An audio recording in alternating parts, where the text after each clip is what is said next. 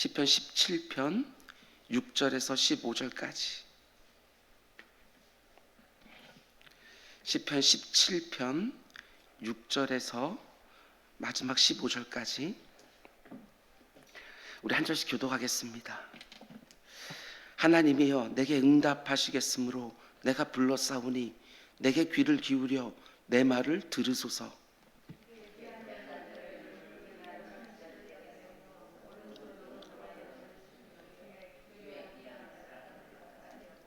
나를 눈동자같이 지키시고 주의 날개 그늘 아래 감추사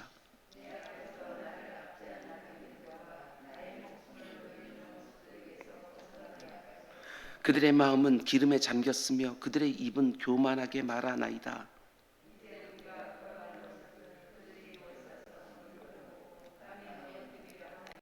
그는 그 움킨 것을 찢으려 하는 사자 같으며 은밀한 곳에 엎드린 젊은 사자 같으니이다.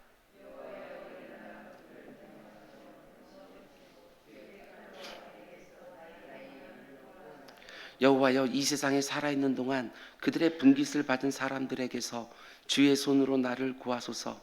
그들은 주의 제물로 배를 채우고 자녀로 만족하고 그들의 남은 산업을 그들의 어린 아이들에게 물려주는 자니이다. 나는 의로운 중에 주의 얼굴을 배우리니 깰 때에 주의 형상으로 만족하리이다. 아멘. 아멘. 잠시 기도하겠습니다. 사랑의 주님, 추석날 아침에 우리를 이렇게 말씀의 자리와 기도의 자리로 인도해 주시니 주여 진정으로 감사를 드립니다. 사랑하는 온 가족들이 예수 그리스도를 인격적으로 만나는 은혜가 있게 하여 주옵소서. 각자의 생명 속에 담겨있는 사명을 새롭게 하는 은혜도 허락하여 주옵소서. 말씀의 자리에서 늘 하나님의 뜻을 분별하고 기도의 자리에서 그 분별된 뜻대로 살 수 있는 힘과 지혜를 얻는 온 가족들 되게 하여 주옵소서. 무엇보다도 이 세상 가운데 속에서 구별된 가정으로 달라도 뭔가가 분명히 다른 믿음의 가정들의 그 특성들이 잘 드러나는 각 가정들이 다 될 수 있도록 인도하여 주옵소서.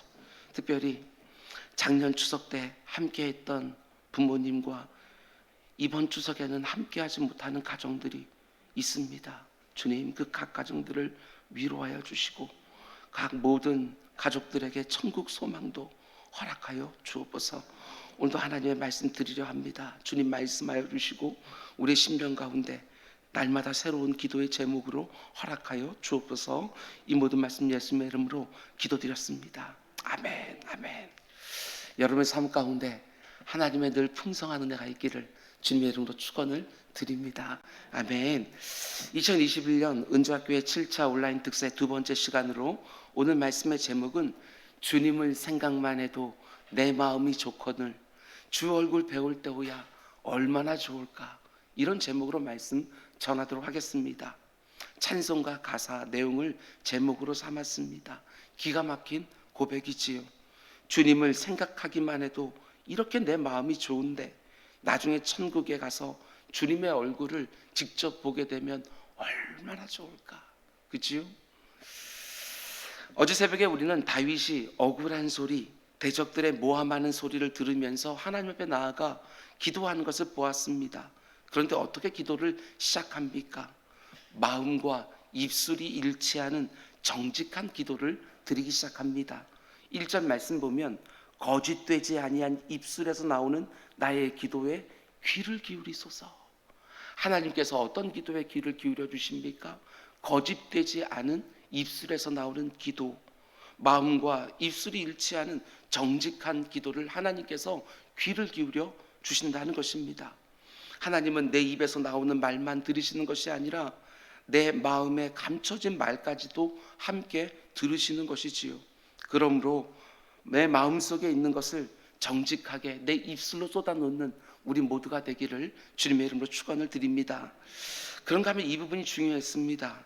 다윗이 지금 대적들의 모함을 받아서 그 힘든 마음을 가지고 하나님의 재판정에 나아가 기도를 시작하는데 어떻게 시작합니까?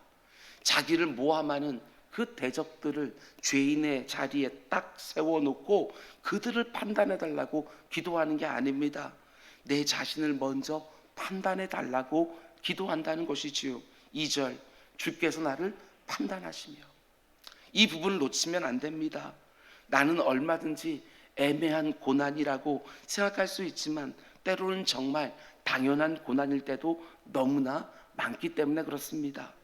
그래서 하나님 앞에 나아가 나를 먼저 판단해 달라고 기도하는 것은 너무나도 중요한 것이지요. 나의 억울함을 헤아려 달라고 신원의 기도를 드리기 전에 내 자신을 먼저 하나님 앞에 세워놓고 하나님의 판단을 구하는 것입니다. 그러면 신원의 기도를 드리기 위해서 기도의 자리에 들어갔다 할지라도 이내 회개의 기도가 터져 나오는 순간들도 많이 생기게 되어집니다. 여러분과 저의 기도가 마음과 입술이 일치하는 정직한 기도가 되기를 원하고, 내 자신을 먼저 하나님의 재판정에 세워놓고 하나님의 판단을 구하는 우리 모두가 되기를 주님의 이름으로 축원을 드립니다. 내 눈에 있는 들보를 빼내야 다른 사람들의 눈에 있는 티끌을 잘 조심스럽게 빼줄 수 있지 않겠습니까? 나를 먼저 판단해 달라고 기도하는 것이지요. 그러고 나서 이제 다윗은 자신의 문제를 놓고 기도하는 것을 보게 됩니다.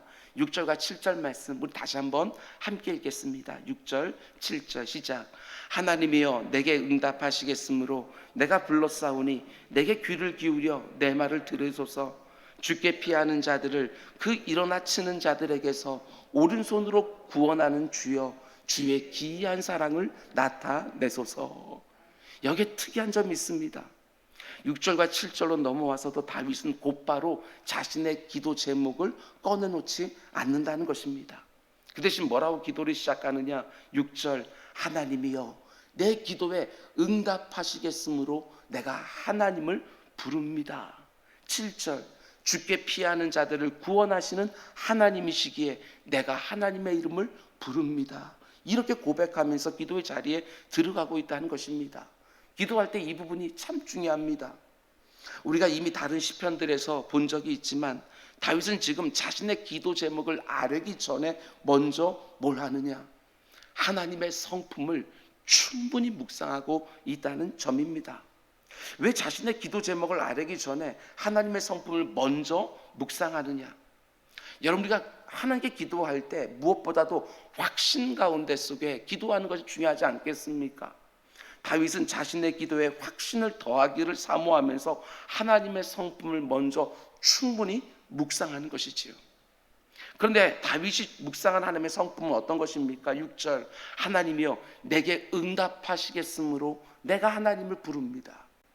내 기도에 응답해 주시는 하나님, 이걸 먼저 묵상하는 것입니다. 자기 백성들이 자신의 이름을 부르며 기도할 때 그 기도를 들어주시는 하나님의 성품을 먼저 묵상하면서 기도 응답의 확신을 가지고 이제 간구하기 시작하는 것입니다. 여러분, 우리가 기도의 자리에 들어가서 마음과 입술이 일치하는 기도를 드리고 내 자신을 먼저 점검하면서 기도하는 것도 너무나 중요하지만 어떤 면에서 이게 가장 중요할 거라고 생각이 되어집니다. 내 기도를 받으시는 하나님은 어떤 분이신가? 이것을 충분히 묵상하는 거, 이게 너무나도 중요합니다. 내 기도에 응답하시는 하나님을 확신해야 믿음의 기도를 드릴 수 있는 것이고 힘있게 기도할 수 있는 거 아니겠습니까?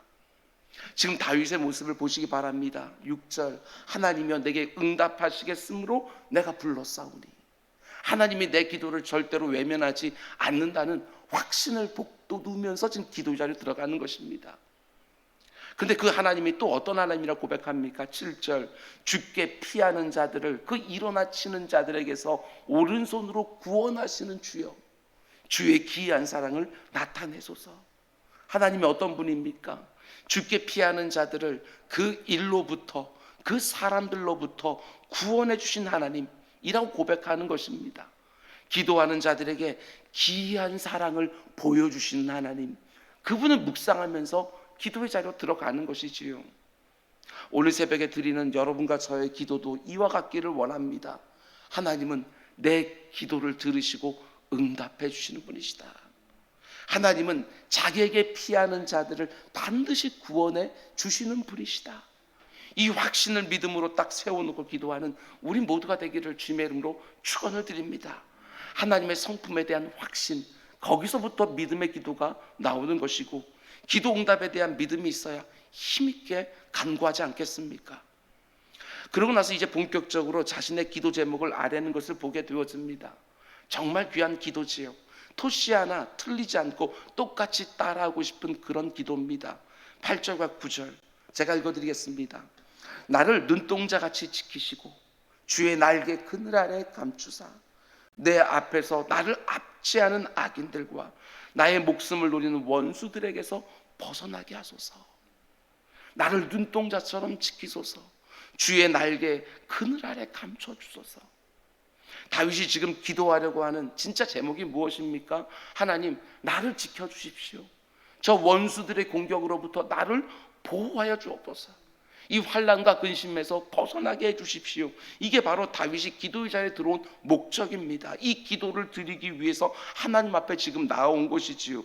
그런데 중요한 것은 이 한마디의 기도를 드리기 위해서 1절부터 7절까지 그 모든 과정을 다 거쳐온 거예요. 이 기도를 드리기 위해서 나를 먼저 살펴달라고 하나님께 요청하고, 지금까지 내가 하나님의 말씀대로 신실하게 살아왔다고 자신의 정결함을 고백하고, 기도응답의 확신을 갖기 위해서 하나님의 성품도 묵묵히 묵상하고, 이 모든 과정을 다 거쳐온 거예요. 우리가 기도할 때마다 꼭 이런 식으로 기도해야 되는 것은 분명히 아니지만, 다윗을 비롯한 많은 시인들이 자신의 기도 제목을 아뢰기 전에 수많은 과정들이 있었다는 사실만큼은 우리가 유의해서 보아야 합니다. 생각해 보시기 바랍니다. 내가 드리는 기도는 주로 어떤 모습이지요? 대부분 다 직행하는 기도입니다. 직행기도. 기도의 자리에 딱 앉자마자 곧바로 내 기도 제목들만 막 쏟아내는 직행기도지요. 그렇게 기도할 수 있습니다, 물론. 그런데 그런 식으로만 늘 기도하면 내 기도가 점점 얕아지게 되어집니다.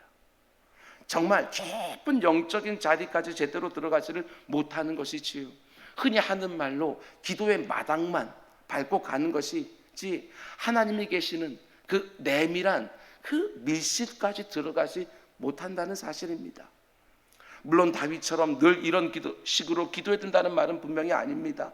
때로는 정말 내 기도 제목부터 딱 꺼내놓을 수밖에 없는 절박한 상황들도 분명히 있습니다. 그러나 때로는 이런 많은 과정들을 다 거쳐서 기도의 자리로 나오기를 하나님이 원하실 때가 있다는 것입니다. 제가 신대원을 다닐 때 제 동료 전도사님이 제게 이런 말을 한 적이 있습니다. 웃으면서 아무렇지도 않게 그날 아침에 저한테 이렇게 얘기했습니다. 리포트를 써야 되는데 시간이 너무 없어서 오늘은 새벽기도 가서 기도 제목만 쫙 하려고 왔노라고 하면서 겸연쩍게 얘기를 합니다.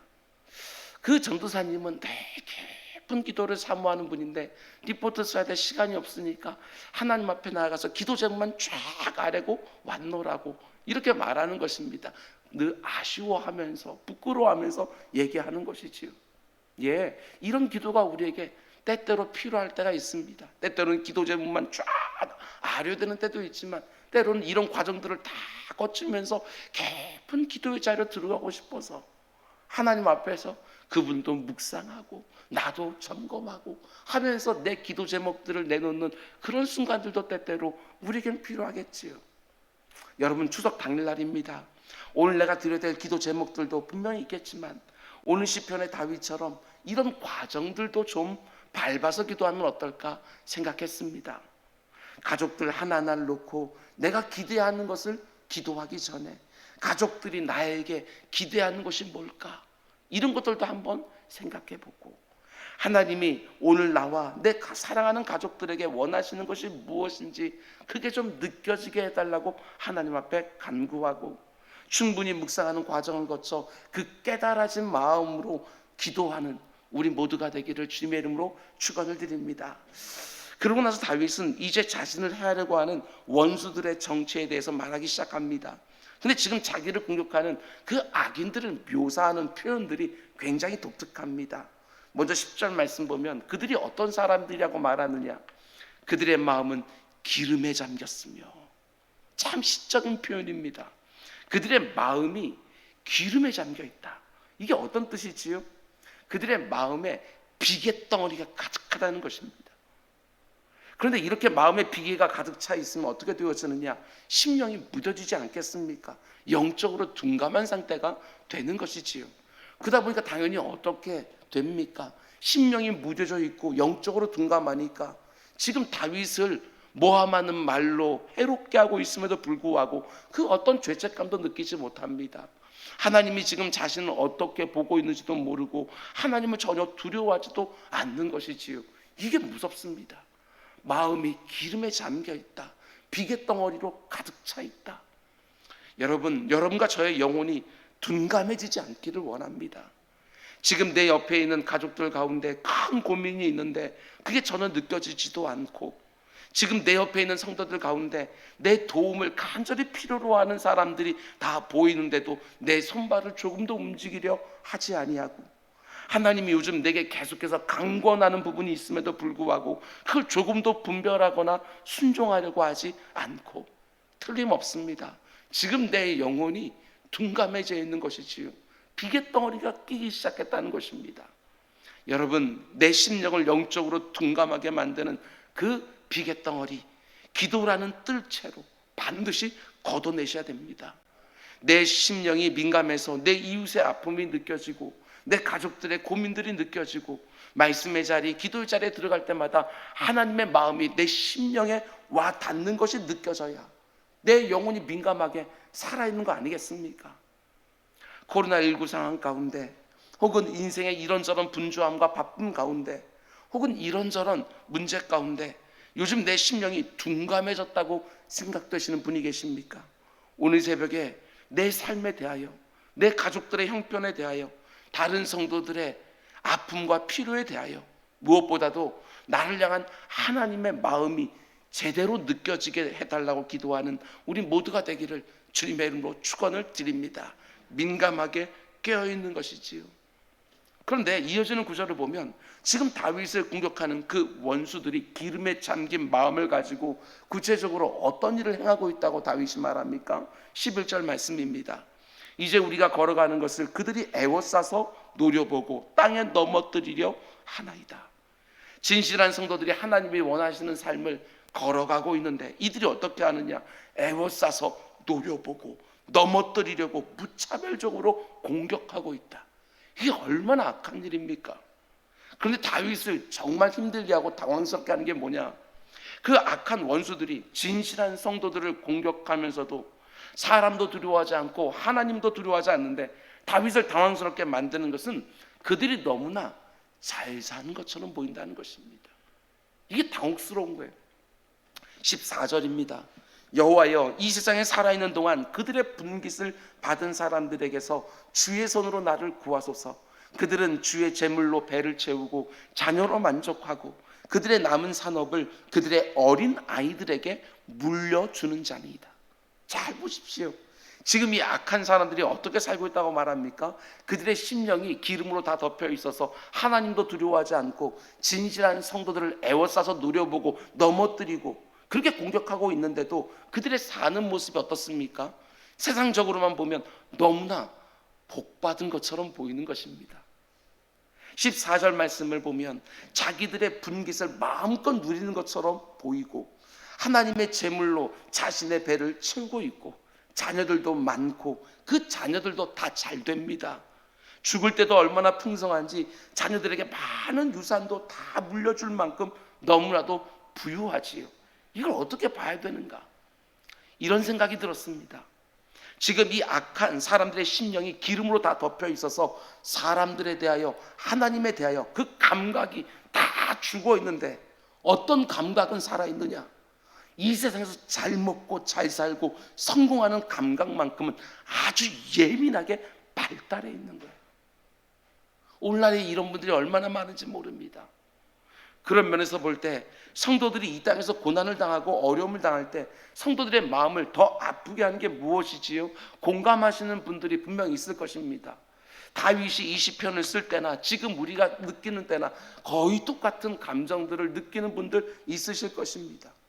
나는 오직 하나님만 꽉 붙들고 그 입에서 나오는 말씀으로 내 욕망을 절제하고 긍휼한 마음을 가지고 어려운 이웃들을 도와주면서 사는데 어떻게 된 게 하나님이 내 인생을 풍성하게 해주시는 것이 아니라, 더 많이 나눌 수 있도록 내 인생을 풍성하게 해주시는 것이 아니라, 나를 지금 괴롭히고 있는 악한 사람들이 나보다 훨씬 더 잘 사는 것처럼 보이는 것이지요. 아니, 저렇게 악하게 사는데도 자녀들도 나보다 더 잘 되는 것 같고, 직장생활이나 사업도 나보다 훨씬 더 잘 되는 것처럼 보이고, 너무나 많은 것들을 즐기고 누리는 것이지요. 그때 너무너무 마음이 상하기도 하는 거 아닙니까? 내가 평안할 때는 그런 모습을 봐도 하나님께 별로 섭섭하지 않는데, 내게 어떤 어려움이 닥치게 되면 섭섭해집니다. 신앙생활에 대한 회의감, 이렇게 한다고 뭐가 달라지겠나?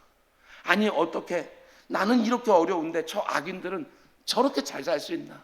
이런 생각이 한 번씩 들기도 하는 것이지요. 그런데 오늘 다윗의 모습을 보면 정말 견고합니다. 조금도 흔들리질 않지요. 왜 그렇습니까? 그 악인들이 그렇게 잘 살 수 있는 이유를 분명히 알고 있기 때문이라는 것입니다. 14절 말씀 다시 보십시오. 성경이 기가 막힙니다. 우리 인생들에 살아가면서 닥치는 어떤 상황들에 대한 정확한 답을 주고 있는 것이지요. 14절 말씀 보면 이런 표현이 있습니다. 이 세상에 살아있는 동안 그들의 분깃을 받은 사람들. 기가 막히지요.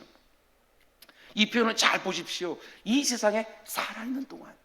그러니까 이들은 오직 이 세상에 자신의 모든 소망과 두려움을 다 두고 있는 사람들이지요. 오직 이 세상에서 얻을 수 있는 분깃밖에는 없는 사람들, 이 세상에서 누리는 것으로 끝나버리는 사람들, 오직 세상에 있는 동안만 자기의 분깃을 누리는 것입니다. 그들은 자기들의 모든 소망과 기쁨을 이 세상에 두고 있고 그걸 지금 누리고 있는 것입니다. 그들은 모든 두려움과 근심을 오직 이 세상에서만 가지고 있는 것이지 그 다음 세상에 대한 그 어떤 두려움과 근심도 없는 것입니다. 한마디로 천국 소망은 없습니다. 그래서 이 세상에서 최대한 다 누리고 있는 것이지요. 다윗의 표현이 정확합니다. 이 세상에 살아있는 동안 그들의 분깃을 받은 사람들, 이 세상에 살아있을 동안만 자기 분깃을 누리는 것입니다. 그러다가 이 세상에서의 삶이 끝나는 순간 그 모든 것을 다 잃어버리는 것이지요. 그 대가를 치르게 되는 것입니다. 여러분, 악인의 형통을 절대로 부러워하지 마시기 바랍니다. 이 세상에 사는 동안만 딱 그것을 누리는 것이지요. 반면에 저는 이 부분이 참 은혜가 되었습니다. 그러면 이 세상을 살아간 성도들은 어떤 사람들이냐? 다윗이 기도의 자리에서 또 깨달은 것이 있습니다. 15절, 나는 의로운 중에 주의 얼굴을 배우리니 깰 때에 주의 형상으로 만족하리이다.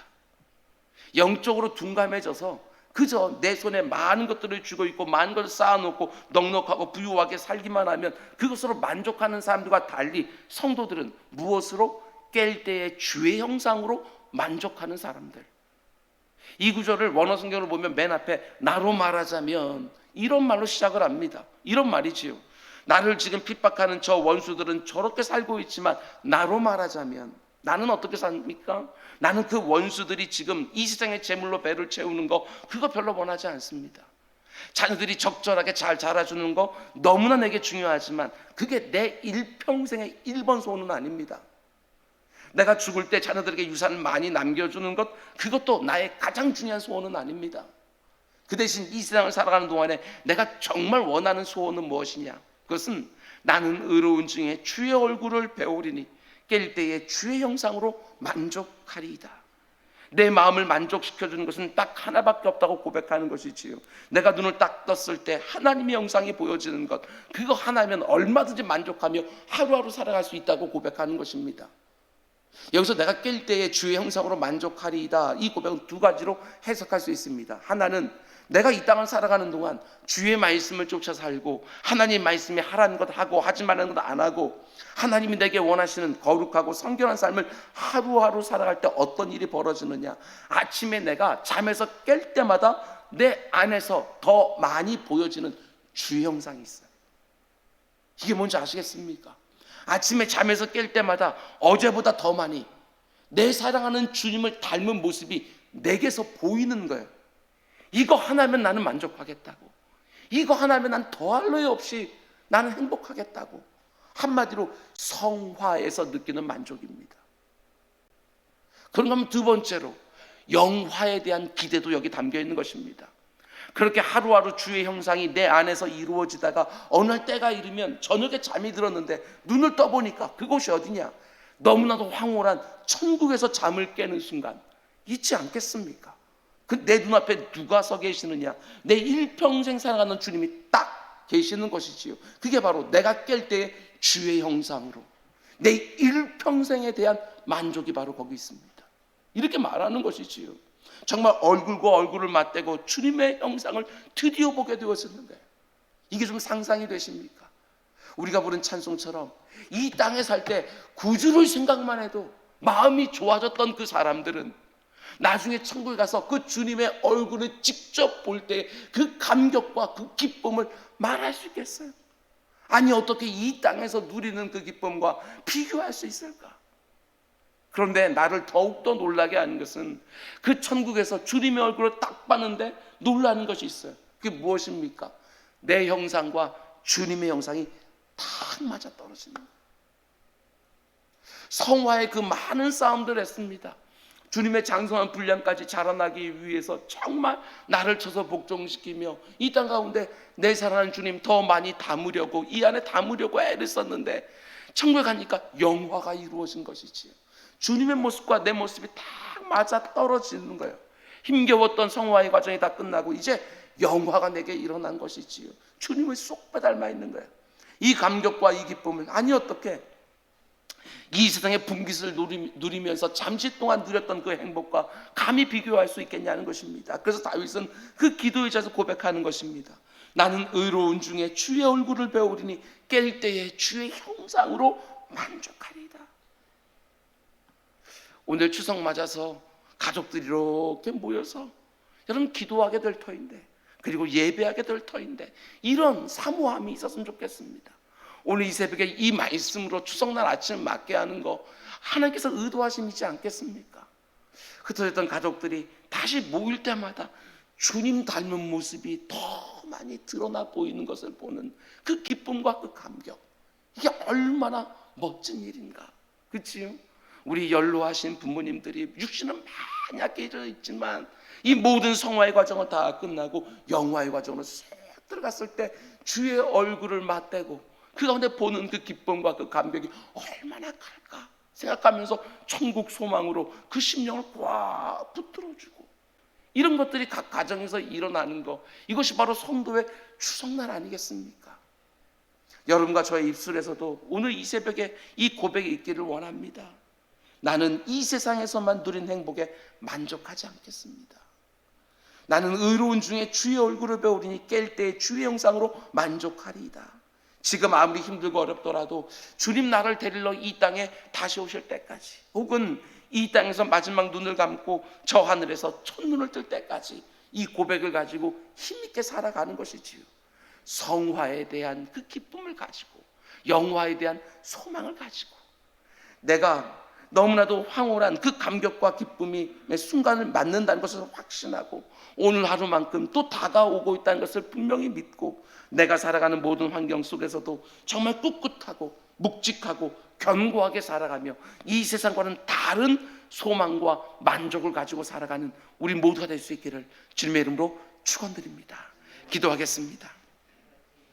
사랑의 주님, 다윗의 이 고백이 오늘 나에게 주시는 새로운 기도 제목 될 수 있도록 인도하여 주옵소서. 나는 의로운 중에 주의 얼굴을 배우리니 깰 때에 주의 형상으로 만족하리이다. 성화에 대한 기쁨을 가지고 살게 하시고 영화에 대한 소망을 가지고 살아가는 모든 성도들 다 되게 하여 주옵소서. 이 모든 말씀 예수님의 이름으로 기도드렸습니다. 아멘.